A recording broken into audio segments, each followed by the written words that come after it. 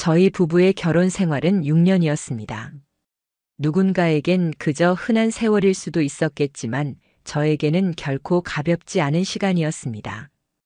6년 동안 저희가 함께한 하루하루 그 속에서 쌓아온 신뢰와 믿음은 세상에서 가장 견고한 무기이자 동시에 제겐 가장 따뜻한 안식처였으니까요. 솔직히 말씀드리면 저희 형편은 그렇게 넉넉하지 않았습니다. 번듯한 직장에서 큰 돈을 벌지도 못했고 누군가 부러워할 만큼 풍족한 삶을 산 것도 아니었습니다. 늘 빠듯했죠. 대출, 공과금, 생활비, 그리고 아이 학원비까지 빠져나가면 한숨부터 나올 때가 많았습니다. 하지만 저는 그마저도 감사했습니다.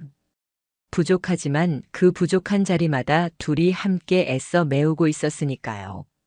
저희가 찾은 돌파구는 다름 아닌 투명한 가계 관리였습니다. 결혼 초부터 우리는 어떤 돈이 들어오고 어디로 나가는지 단 한 푼도 숨기지 않았습니다. 제 월급이 얼마인지, 아내 수입이 얼마인지를 정확히 공유했고 항목별로 얼마를 쓰는지, 고정 지출은 얼마고 변동 지출은 어디로 나갔는지를 세세히 기록했습니다. 매달 초가 되면 작은 의식처럼 아내와 저는 마주 앉아 가계부 앱을 열었습니다. 지난달 내역을 하나하나 확인하면서 이런 대화를 주고받곤 했습니다. 이번 달에는 외식이 조금 많네. 다음 달엔 장 보면서 좀 줄여보자. 응, 대신 다음 달엔 내가 쿠폰 챙기고 할인 행사 더 찾아볼게. 이런 대화를 하고 나면 신기하게도 마음이 가벼워졌습니다. 마치 둘이 똑같은 방향을 바라보고 걷고 있다는 확신이 자리하는 것 같았거든요. 가끔 친구들이 결혼 이야기를 하며 불평을 늘어놨습니다. 부부가 돈 문제로 안 싸우는 경우는 없다더라. 카드값 때문에 서로 속이고 화내는 게 다반사다. 그런 얘기를 들을 때마다 저는 속으로 우쭐했습니다. 그건 너희 얘기지. 우리는 달라. 그렇게 생각했습니다. 아내는 절약에 있어서는 소위 짠순이에 가까운 성격이었습니다. 필요한 물건이 있어도 할인을 기다렸다가 사는 사람이었고 작게라도 아낄 수 있으면 기를 쓰고 아끼려 했습니다. 마트 쿠폰, 포인트 적립은 물론이고 몇백 원을 아끼는 순간에도 성취감을 느끼곤 했습니다. 늘 말했습니다. 할인 안 챙기면 바보야. 그거 돈 버리는 거잖아. 저는 그런 아내를 보며 흐뭇했고 든든했습니다. 그 믿음은 단순한 습관이나 성격을 넘어 저희 관계의 중요한 축이 되었습니다. 서로 카드 비밀번호를 알고 휴대폰 잠금조차 공유했습니다. 누군가에겐 사생활 침해처럼 느껴질 수 있는 일이었지만 저희는 달랐습니다. 숨길 게 없으니까 당연한 거지. 저는 그렇게 말하곤 했습니다. 아내는 그럴 때마다 고마워했습니다. 제 손을 꼭 잡고 말했죠. 자기 덕분에 불안한 거 하나 없이 살아.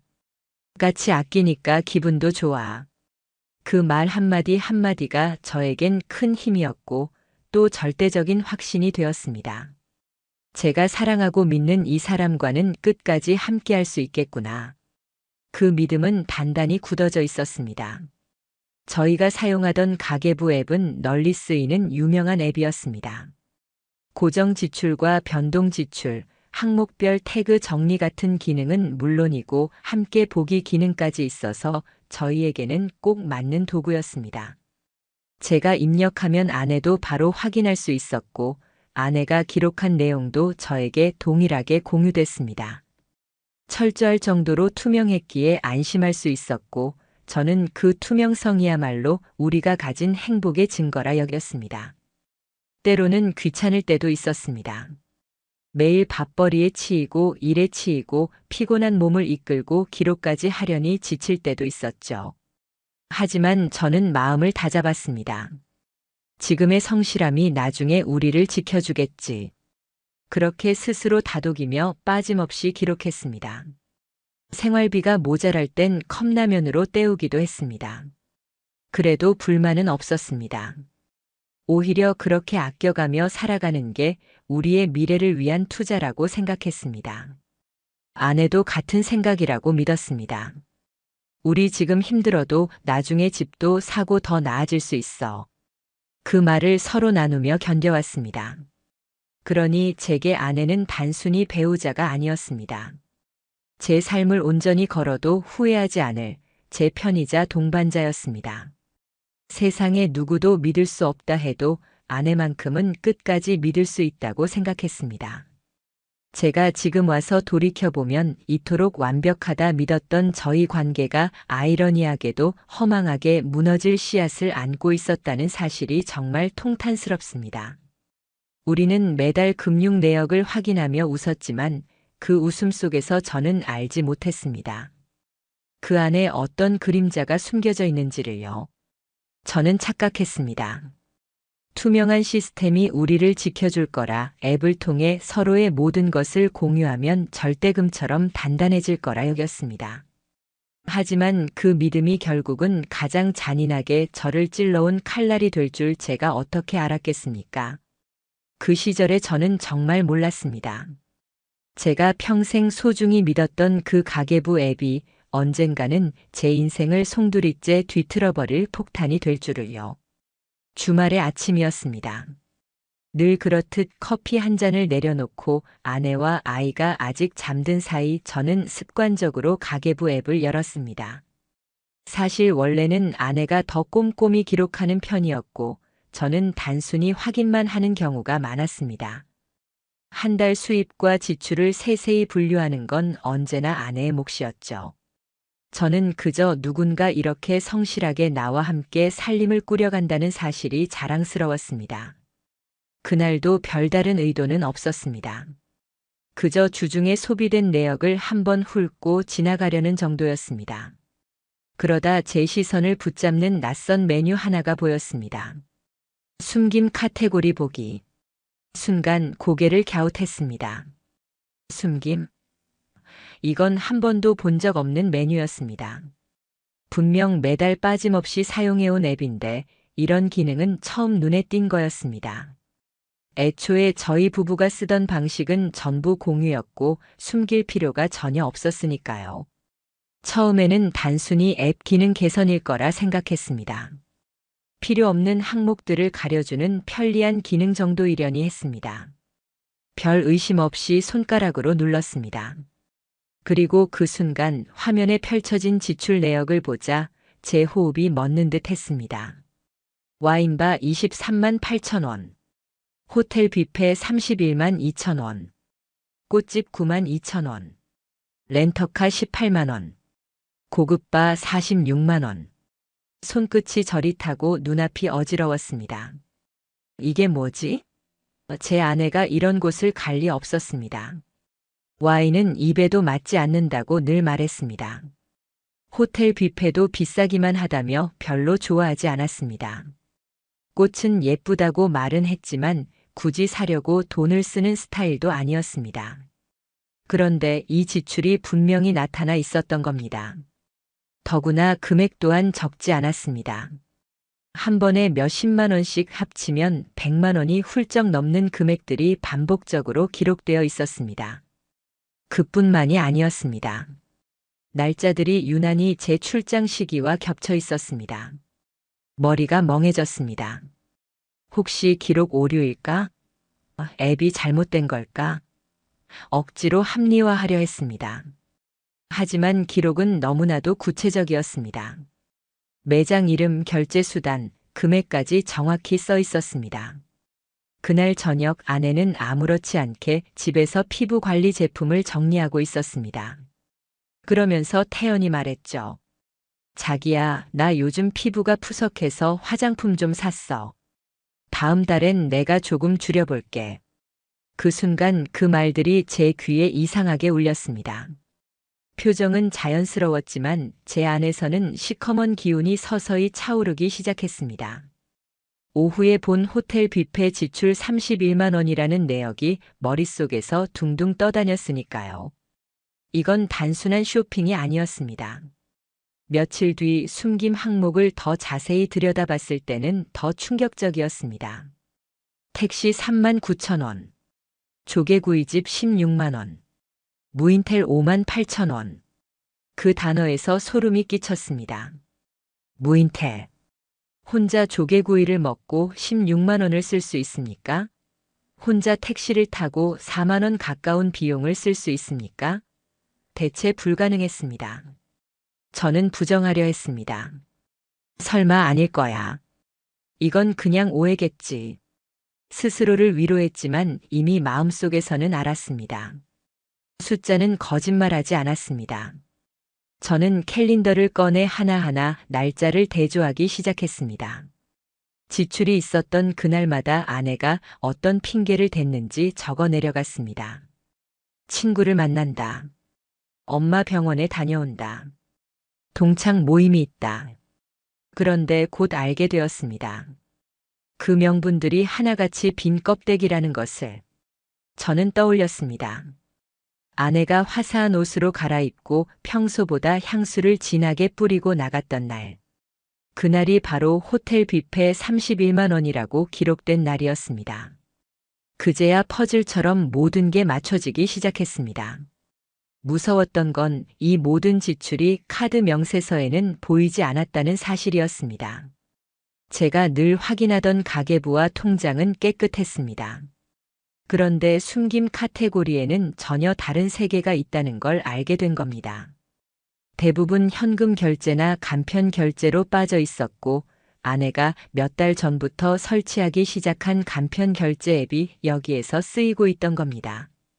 그날부터 저는 날마다 손으로 기록하기 시작했습니다. 지출 날짜와 금액, 아내가 했던 변명, 외출 시간까지 빼곡히 적어 내려갔습니다. 마치 수사관처럼 하나하나 맞춰 나갔습니다. 그 사이 아내는 아무렇지 않게 제 옆에서 웃곤 했습니다. 드라마를 보면서 웃고 아이와 장난을 치며 행복해 보였습니다. 하지만 저에게 그 웃음은 칼날처럼 차가웠습니다. 의심과 불안, 분노와 치욕이 동시에 저를 옥죄었습니다. 제가 평생 믿었던 아내, 제 손을 잡으며 함께 아끼자던 아내. 그 사람이 지금 제 눈앞에서 아무렇지 않은 듯 다른 얼굴을 하고 있다는 사실이 숨이 막히게 했습니다. 침대에서 듣던 아내의 숨소리마저 낯설고 무서워졌습니다. 누구와 함께 살아온 걸까? 6년의 세월은 무엇이었나? 자책과 분노에 잠들 수조차 없었습니다. 그리고 어느 날 아내가 잠시 휴대폰을 놓고 욕실에 들어간 사이 저는 무의식적으로 그 휴대폰을 열어버렸습니다. 비밀번호는 여전히 우리 둘의 생일 조합 그대로였습니다. 화면이 열렸습니다. 하지만 결과는 이상했습니다. 대화창도 통화 기록도 너무 깨끗했습니다. 가족 몇 명, 친구 몇 명. 그 외에는 아무것도 없었습니다. 오히려 그 깨끗한 화면을 보자 더 큰 확신이 들었습니다. 아, 지우고 있구나. 지울 만큼 숨기는 게 있구나. 그날 밤 저는 한숨도 잘 수 없었습니다. 옆에서 자고 있는 아내의 모습이 공포스러웠습니다. 똑같이 숨 쉬는 사람 맞나 아니면 낯선 가면을 쓴 사람일까? 그 의심이 제 심장을 짓눌렀습니다. 그날 이후 저는 하루하루가 지옥과 다름없었습니다. 눈을 뜨면 가장 먼저 떠오르는 건 숨김 카테고리에서 본 그 낯선 지출들이었고 눈을 감으면 머릿속에는 아내의 웃는 얼굴이 떠올랐습니다. 그런데 그 웃음에서 더 이상 따뜻함은 보이지 않았습니다. 이상하게도 낯설고 차갑고 심지어는 섬뜩하게 느껴졌습니다. 저희는 여전히 한 집에 살았습니다. 여전히 같은 테이블에서 밥을 먹고 같은 거실에서 드라마를 보며 웃었습니다. 하지만 저한테는 아내의 모든 행동이 전부 의심스러워졌습니다. 깊게 웃는 모습이 연기처럼 보였고 잠깐 휴대폰을 만지작거리다 화면을 꺼버리는 행동에도 심장이 덜컥 내려앉았습니다. 며칠 전 숨김 내역 안에서 호텔 뷔페 기록을 본 게 너무 선명했습니다. 그리고 그날을 떠올리면 하나하나 세부 사항이 다 기억났습니다. 아내는 머리를 단정히 묶고 평소보다 훨씬 더 진한 향수를 뿌리고 나갔습니다. 저는 그때 단순히 기분 전환하려고 꾸미고 나갔겠지 라고 생각했습니다. 어쩌면 그 말이 제 마지막 변명이었는지도 모르겠습니다. 이제는 알았습니다. 그날이 바로 누군가를 만나러 간 날이었다는 사실을. 택시비 39,000원이 기록된 날도 있었습니다. 아내는 분명 저한테 동네 친구 만나서 커피 한잔 한다 라고 말했었습니다. 하지만 동네에 있는 커피숍 가는데 택시비가 4만 원 가까이 나올 리가 있습니까? 말이 되지 않았습니다. 렌터카 비용이 찍혀 있던 날도 마찬가지였습니다. 그날 저는 출장 중이어서 집에 없었습니다. 아내는 집에서 혼자 아이를 봤다고 했습니다. 그런데 렌터카라니요. 대체 왜 차를 빌려야 했을까요? 저는 속으로 수백 번 물었습니다. 혹시 정말 다른 이유가 있는 건 아닐까? 하지만 돌아오는 답은 언제나 같았습니다. 아니야. 그날도 누군가와 함께 있었던 거야. 저를 더 공포에 빠뜨린 건 이 모든 지출이 카드 명세서에는 보이지 않는다는 점이었습니다. 제가 늘 확인하던 통장과 카드에는 흔적이 없었습니다. 하지만 숨김 항목 속에는 현금 결제나 간편 결제로 기록된 소비가 줄줄이 이어져 있었습니다. 몇 달 전부터 아내가 불쑥 간편 결제 앱을 깔더니 자주 사용하기 시작한 게 떠올랐습니다. 그땐 그저 새로운 걸 써보고 싶어 그런 줄 알았지만 이제 보니 전부 다른 세계로 연결된 통로였습니다. 이 모든 사실을 깨달은 순간부터 저는 종이에 기록하기 시작했습니다. 지출 날짜, 금액, 아내가 했던 변명, 외출한 시간, 옷차림까지 하나도 빠뜨리지 않고 썼습니다. 마치 수사관처럼 범죄자의 행적을 뒤쫓듯이. 처음에는 손이 떨려 제대로 적지도 못했습니다.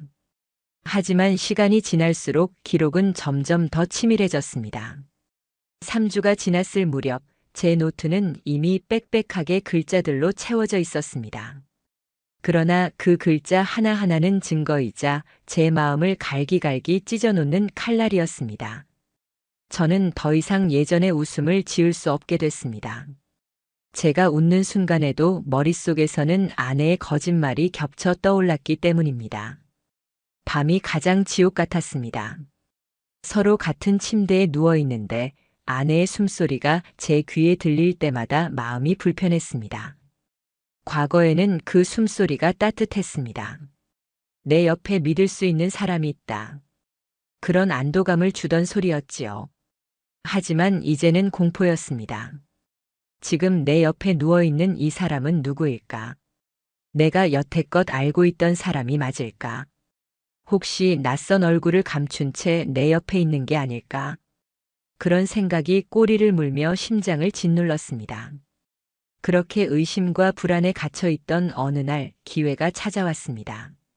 아내가 잠깐 욕실에 다녀오면서 소파 위에 휴대폰을 놓고 간 겁니다.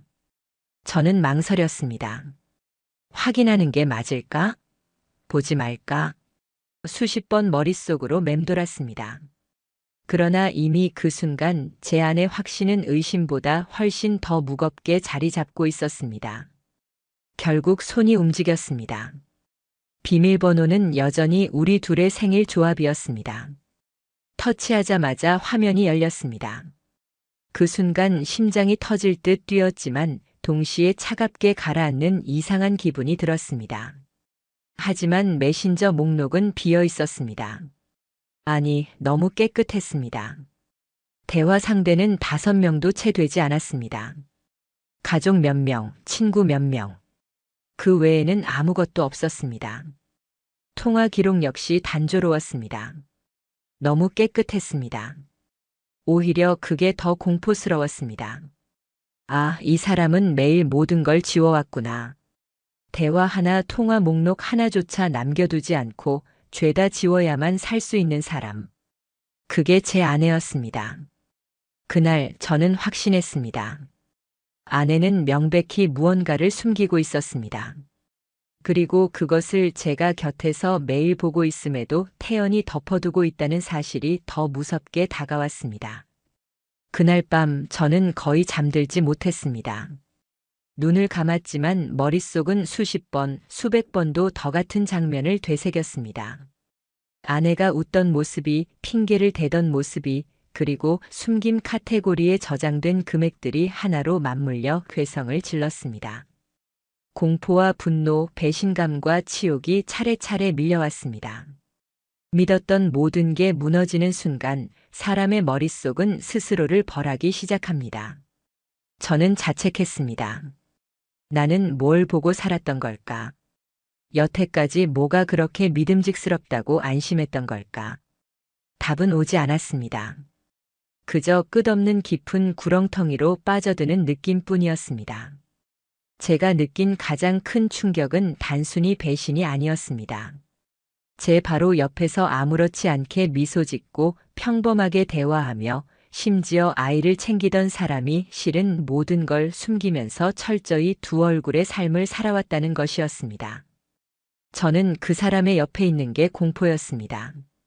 침대를 함께 쓰는 것조차, 숨을 같은 공간에서 쉬는 것조차 너무 무서웠습니다. 그리고 무엇보다 치욕스러웠습니다. 제가 그렇게까지 우리는 숨길 게 없는 부부라고 믿었는데 사실은 제 눈앞에서 열린 채로 숨김이 이루어지고 있었습니다. 그 사실이 저를 무너뜨렸습니다. 저는 깨달았습니다. 이건 이제 단순한 의심이 아니라고. 제 삶을 옥죄는 현실이고 넘을 수 없는 선을 넘어버린 진실이라는 것을요. 솔직히 말씀드리면 저는 그때까지도 쉽게 아내를 추궁할 수 없었습니다. 제가 본 것들이 아무리 선명하고 아무리 이성적으로는 명백하다 해도 그 모든 것을 아내 앞에서 직접 내뱉는 건 또 다른 차원의 일이었습니다. 6해라는 시간은 결코 가볍지 않았습니다. 제 인생에서 가장 소중했던 시간, 그리고 제가 믿고 의지해온 한 사람과의 역사 전체가 단숨에 부정되는 것 같았으니까요. 무엇보다 혹시라도 제가 잘못 본 거라면 어떡하나 하는 불안도 있었습니다. 가능성은 희박해 보였지만 제 마음 어딘가에는 여전히 혹시 내가 과민 반응하는 건 아닐까? 라는 희망이 남아 있었습니다. 그 1%의 가능성이 저를 붙들고 있었습니다. 그 가능성이 있다면 그걸 직접 확인하기 전까지는 절대로 아내를 다그칠 수 없었습니다. 그래서 저는 결심했습니다. 끝까지 직접 제 눈으로 확인하겠다고. 그리고 반복적으로 볼수록 아내가 남긴 작은 균열들이 눈에 띄기 시작했습니다. 저는 숨김 카테고리에 기록된 지출들이 발생한 날짜를 전부 달력에 표시했습니다. 빨간 펜으로 동그라미를 치고 옆에 메모를 적었습니다. 와인바 23만 8천 원, 호텔 뷔페 31만 2천 원, 렌터카 18만 원, 무인텔 5만 8천 원. 그리고 그 옆에 그날 아내가 저한테 뭐라고 말했는지 반드시 붙여 적었습니다. 친구 결혼식 참석, 엄마 병원 동행, 동창 모임, 회사 동료 생일 파티. 그리 오래 가지 않아 조금만 대조하면 그 핑계들이 얼마나 허술했는지 드러나기 시작했습니다. 한 번은 아내가 엄마랑 병원에 간다.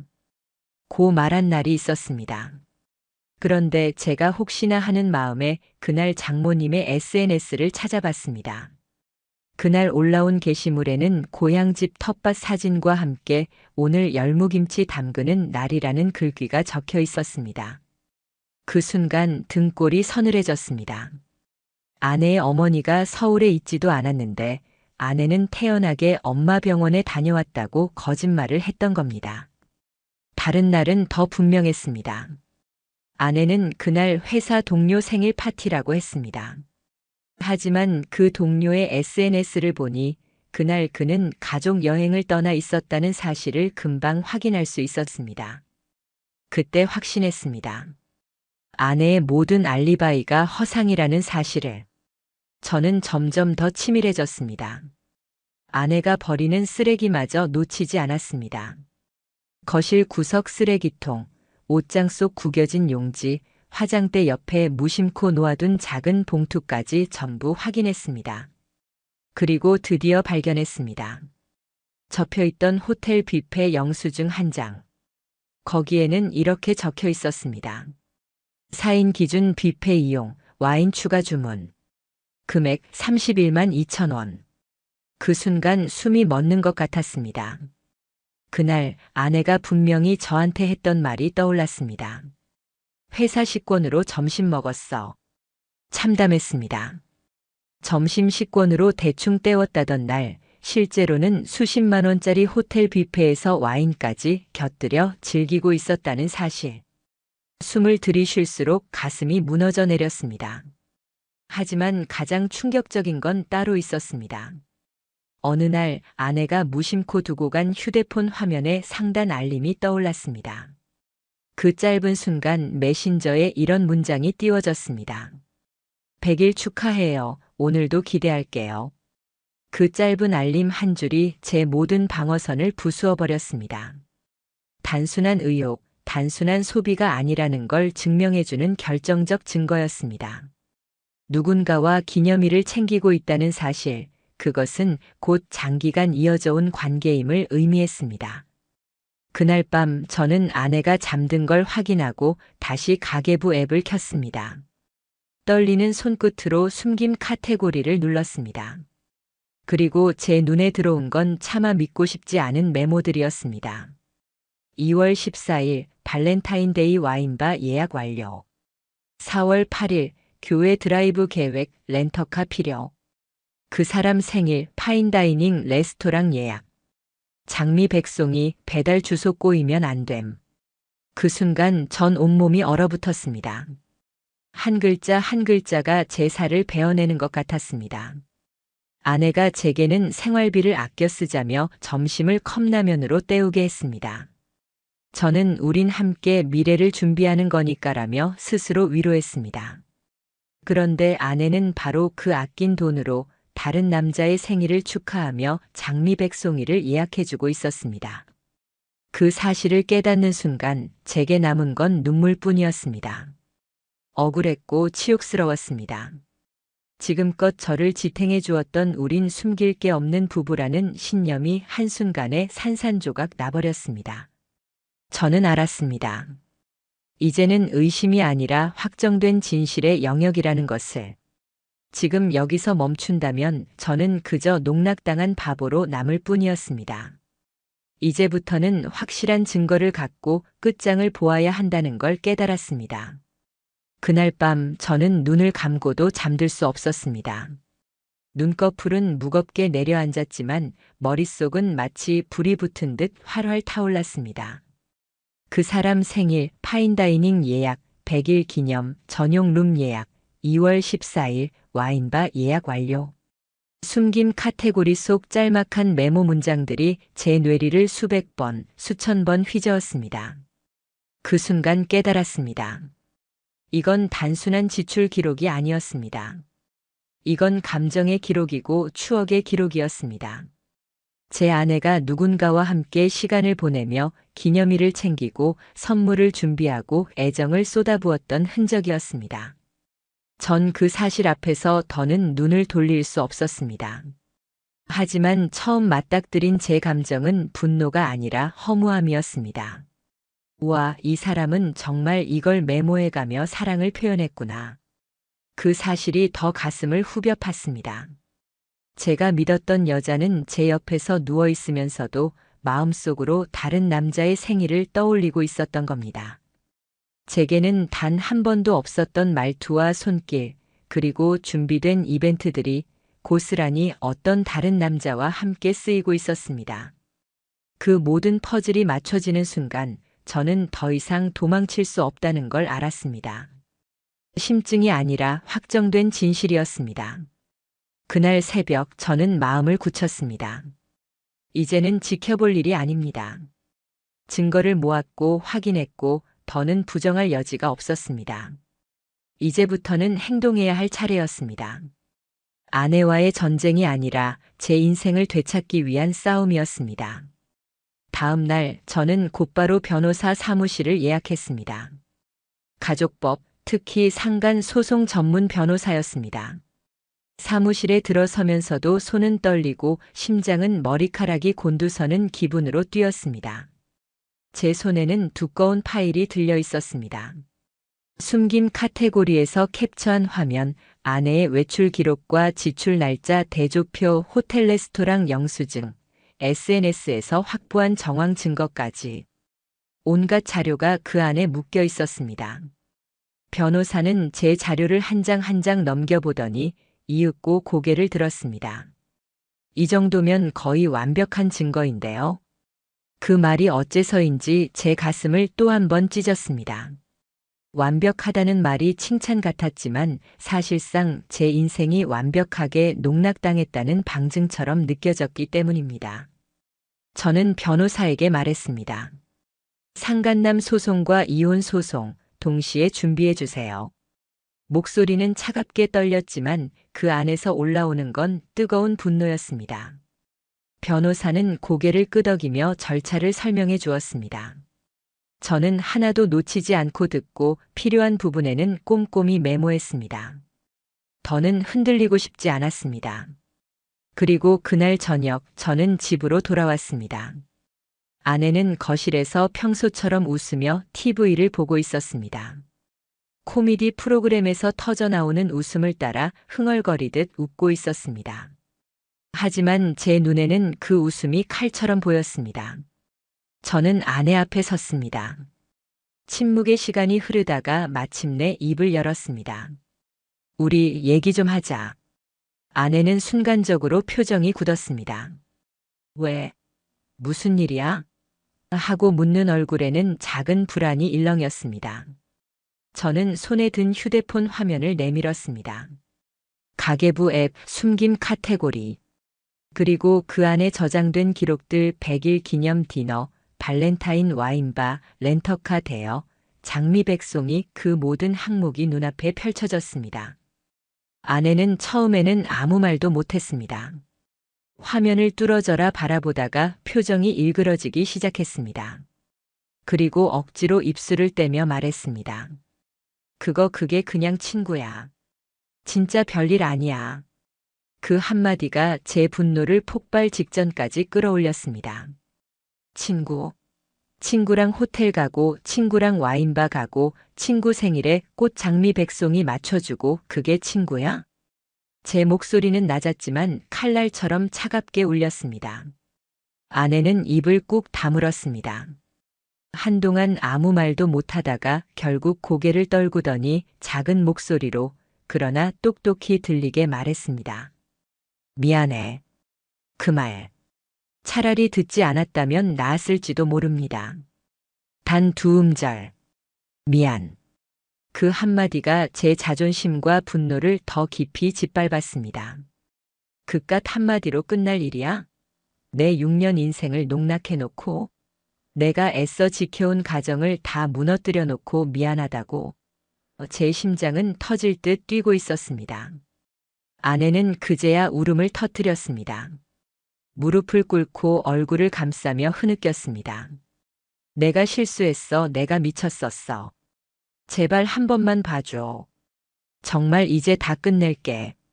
그 울음에도 제 마음은 전혀 움직이지 않았습니다. 오히려 역겨웠습니다.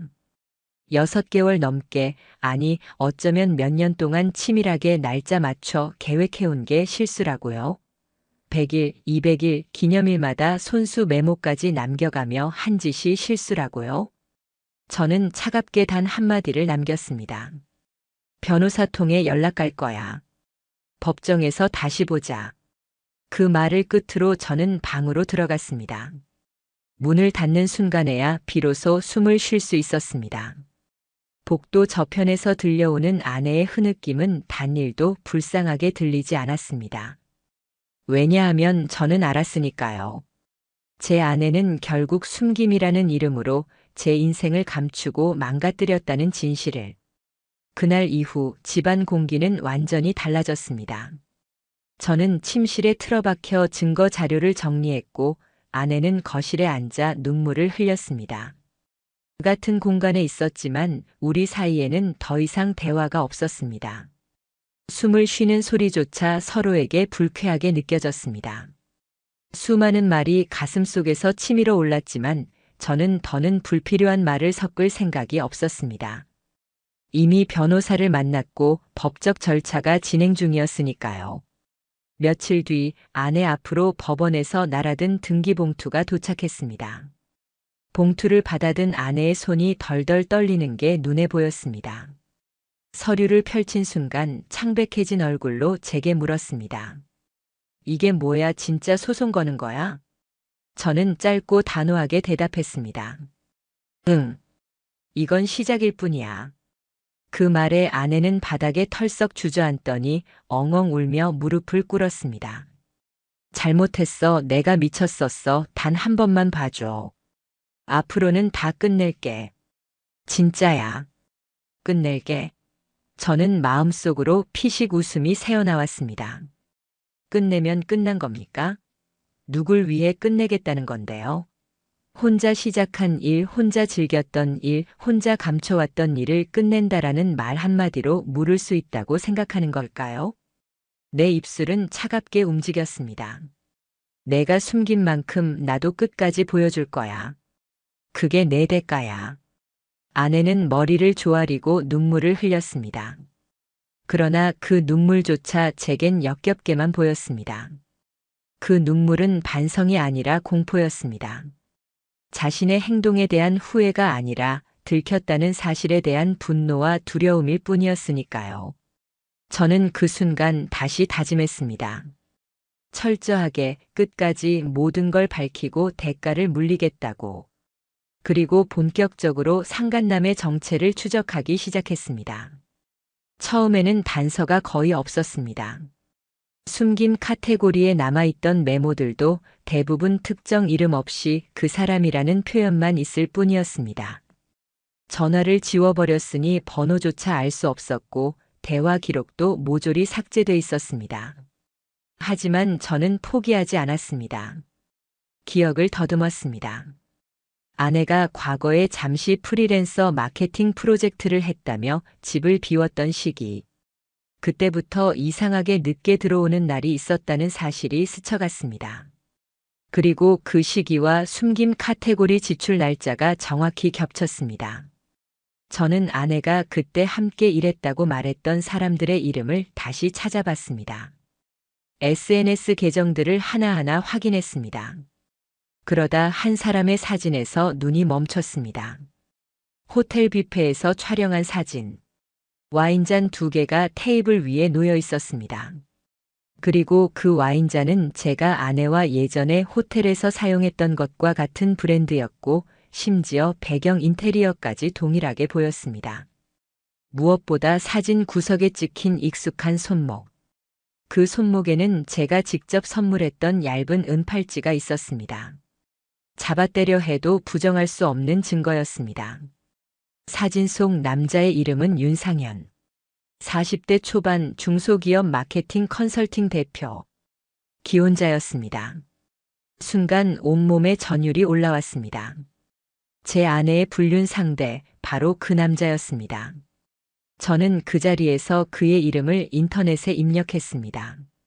그의 회사 주소, 집 주소, 차량 번호, 사업자 등록 정보, 고객사 목록, 심지어 본인이 관리하는 블로그까지 모든 정보를 수집했습니다.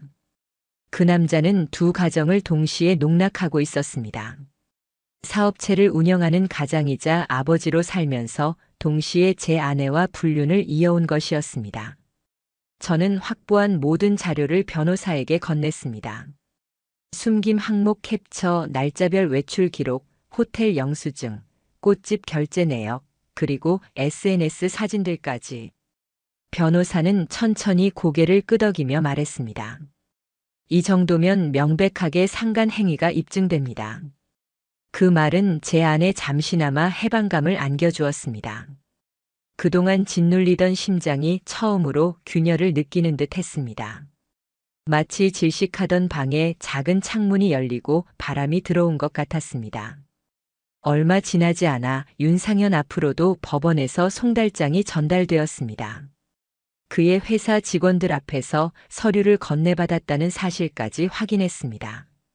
어디로 숨을 구멍이 없을 겁니다.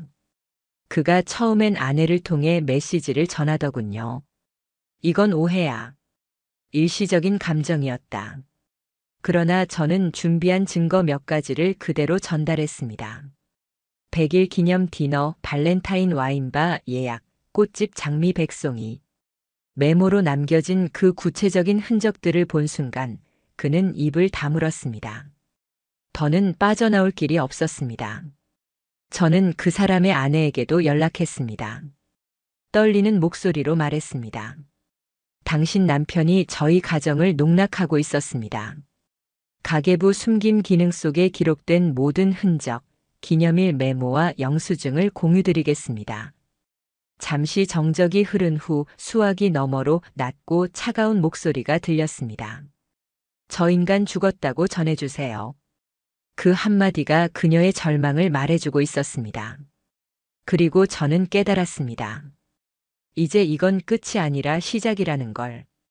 제 아내와 윤상현 두 사람은 이제 양쪽 가정 모두로부터 동시에 고발당한 신세가 된 겁니다. 그리고 그것이 진짜 파멸의 시작이었습니다. 아내는 더 이상 저를 마주보지 못했습니다. 제가 들이민 증거들, 아내의 손으로 직접 적은 메모, 직접 결제했던 영수증들, 모든 게 본인을 증명하고 있었으니까요. 눈물을 흘리며 이제 다 끝났어라고 말했지만 저는 그 눈물 속에서 단 한 줌의 미안함도 보지 못했습니다. 오직 들켜버렸다는 두려움만 남아 있었으니까요. 그 순간 저는 더 이상 흔들리지 않았습니다. 제가 걸어야 할 길은 오직 하나였습니다. 끝까지 진실을 드러내고 그들이 숨겼던 숨결까지 세상 밖으로 끌어내는 것. 그것이 제 선택이었습니다. 윤상현에게 법원 소장이 도달한 날 그의 인생은 무너져 내리기 시작했습니다. 처음에는 자신도 믿을 수 없는 일이 벌어진 듯 멍하니 있다가 회사 직원들 사이로 소문이 퍼지자 상황은 급격히 변했습니다. 작은 회사라 입은 빨랐습니다. 대표가 불륜 소송에 걸렸다더라. 상간 소송으로 배상 청구 들어왔다더라. 회사 안팎에 순식간에 퍼져버렸습니다. 고객사들은 연달아 계약을 파기했습니다. 하나둘씩 연락이 와서 대표님의 사적인 문제지만 회사 이미지 상거래를 지속할 수 없습니다. 라며 관계를 끊었습니다. 직원들도 빠르게 흩어져 나갔습니다. 이미 도덕적으로 무너진 대표를 믿고 남아있을 이유가 없었던 겁니다. 인터넷 검색창과 익명 커뮤니티에도 키워드가 올라오기 시작했습니다. 실명은 언급되지 않았지만 중소기업 대표 불륜 소송이라는 제목 하나만으로도 내부에서는 누구인지 다 짐작할 수 있었습니다. 결국 몇 달도 지나지 않아 그는 회사를 정리했습니다. 간판이 내려지고 홈페이지가 닫히고 SNS 계정 또한 삭제되었습니다. 그리고 마침내 법원 판결이 내려졌습니다. 윤상현은 저에게 5천만 원의 위자료를 배상하라는 판결을 받았습니다. 판결문에는 분명히 적혀 있었습니다. 피고는 원고의 배우자와 장기간 부정행위를 지속하였고 이는 민법상 불법행위로 인정된다. 그 문구를 읽는 순간 저는 오래 묵은 응어리가 조금이나마 풀어지는 것을 느꼈습니다. 물론 돈으로 회복될 수 있는 건 아니었습니다. 하지만 제게는 상징적인 승리였습니다. 제가 미쳐버리지 않았음을 증명하는 제 진심이 현실에서 인정받는 순간이었습니다. 판결문을 받은 날 저는 복사기에 그 문서를 여러 장 찍었습니다. 그리고 윤상현이 다녔던 술집, 헬스장, 미용실, 심지어는 그가 즐겨 앉던 동네 카페까지 눈에 띄는 곳에 한 장씩 무심히 흘려두었습니다. 누군가는 그것을 치부라 부를지 모르겠습니다. 하지만 저는 그렇게 생각하지 않았습니다. 저는 다만 사실을 공유했을 뿐이었습니다. 그가 저에게 했던 짓에 비하면 턱없이 온순한 행동이었습니다. 아내의 상황도 빠르게 무너져 내렸습니다. 법원에서 날아온 소장, 친정으로 흘러들어간 소식, 그리고 주변 사람들에게 이혼했다더라는 소문이 퍼지자 그녀는 눈에 띄게 달라졌습니다. 집안에서는 밤마다 울었고 낮에는 눈치만 살피며 살았습니다. 회사에도 출근했지만 오래 버티지 못했습니다. 결국 스스로 사직서를 냈습니다. 그리고 친정으로 물러났습니다. 하지만 친정에서도 고개를 들 수 없었습니다. 가까운 친척들마저 피해야 했습니다. 결국 몇 달 뒤 원룸 하나에서 혼자 지내게 되었다는 소식만 들려왔습니다. 친구들도 연락을 끊고 직장 동료들도 하나둘 사라졌습니다. 그녀는 어느 날 저에게 장문의 메시지를 보냈습니다. 가계부 앱 때문에 다 망가졌어. 그 기능만 아니었으면 이렇게 안 됐을 거야. 저는 그 메시지를 보고 실소를 터뜨렸습니다. 모든 걸 망가뜨린 게 가계부였습니까? 아니었습니다. 망가뜨린 건 애초부터 그녀 스스로였습니다. 숨기고 속이고 배신했기 때문에 무너진 겁니다. 가계부는 그저 그 진실을 드러내는 도구였을 뿐입니다. 그 후로 저는 겨우 숨을 돌릴 수 있었습니다. 물론 완벽한 평화가 찾아온 것은 아닙니다. 배신의 상처는 쉽게 사라지지 않았습니다. 사람들은 제게 말했습니다. 어떻게 그렇게 냉정하게 처리할 수 있었어요? 저라면 정신줄 놓았을 거예요. 대단해요. 그 말들이 위로로 다가올 때도 있었습니다. 하지만 저는 속으로 늘 알았습니다. 저 역시 무너졌었다는 걸요. 저는 어느 순간엔 숨김 카테고리 속에 갇힌 채 하루하루를 비참하게 버텼던 사람이었습니다. 하지만 이제 배웠습니다. 사랑이든 신뢰든 부부 생활이든 그 어떤 것도 숨김이라는 단어가 들어가는 순간부터 그것은 진실이 아니더란 걸. 숨긴다는 건 곧 거짓이고 거짓으로 이어진 관계는 결국 언젠가 드러나게 된다는 걸 저는 뼈저리게 깨달았습니다. 아내는 제게 마지막으로 이렇게 말했었습니다. 당신이 말 안 하고 넘어갔으면 그냥 그렇게 살 수 있었을 텐데. 그 말이 그녀의 본심이었습니다. 반성이 아니라 들켰다는 아쉬움. 제가 알지 못했다면 그 배신의 삶은 계속됐을 겁니다. 저는 그날 결심했습니다.